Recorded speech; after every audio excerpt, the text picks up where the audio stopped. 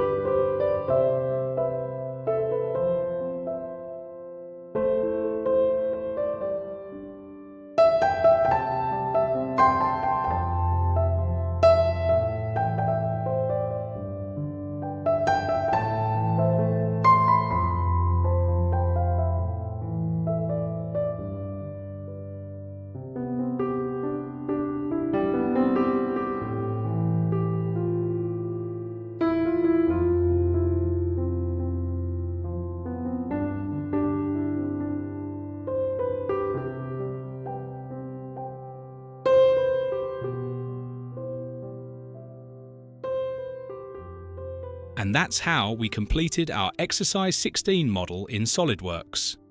I hope you enjoyed this tutorial. If you found it helpful, be sure to like, share and subscribe to SolidWorks Central for more step-by-step lessons. You can also support the channel by becoming a member through the Join button. Thanks for watching, and I'll see you in the next video.